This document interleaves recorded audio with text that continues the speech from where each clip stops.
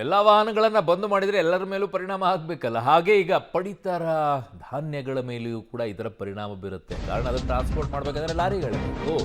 ಪಡಿತರ ಆಹಾರ ಧಾನ್ಯಗಳ ಸರಕು ಸಾಗಾಣಿಕೆ ಸಂಘ ಕೂಡ ಈಗ ಬೆಂಬಲವನ್ನ ಕೊಟ್ಟಿದೆ. FCI ಗೋಡೌನ್ನಿಂದ ರೇಷನ್ ಸಪ್ಲೈ ಮಾಡಲ್ಲ ಅಂತ ಹೇಳಿದ್ದಾರೆ.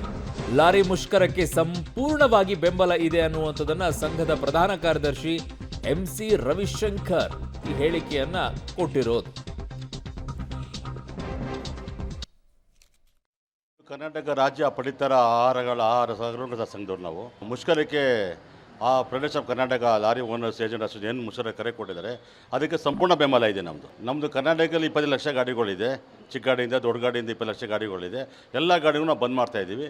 ಡೀಸೆಲ್ ಬೆಲೆ ಏರಿಕೆಯಿಂದ ಮತ್ತು ಬಾರ್ಡರ್ ಚೆಕ್ ಪೋಸ್ಟು, ಟೋಲ್ ಜಾಸ್ತಿ ಆಗಿದೆ, ಹಾಗೂ FC ಸರ್ಕಾರ ಜಾಸ್ತಿ ಮಾಡಿದರೆ ಟೋಟಲ್ ಬಂದಾಗಿದೆ. ಮೋಸ್ಟ್ಲಿ ಸರ್ಕಾರ ನಮಗೇನು ಕರೆದು ಮಾತಾಡಿ ಈ ಥರ ಆಗಿದೆ ಅಂದಾಗ ನಾವು ಅದ್ರ ಬೇಕಾದ್ರೆ ನಾವು ಇದು ಮಾಡ್ಬೋದು. ಇದು ಎಸೆನ್ಷಿಯಲ್ ಕಮ್ಯುನಿಟಿಗೆ ಸೇರಿದ್ದು. ನಾವು ವೇರ್ ಹೌಸಿಂದ ಎಲ್ಲ ಕರ್ನಾಟಕ ಎಲ್ಲ ಸಪ್ಲೈ ಮಾಡ್ತಾಯಿದ್ವಿ. ವೇರ್ ಹೌಸಿಂದ ನ್ಯಾಯಬೆಲೆ ಅಂಗಡಿಗೆ ಸಪ್ಲೈ ಮಾಡ್ತಾಯಿದ್ವಿ. ನಮ್ಮದು ಕರ್ನಾಟಕ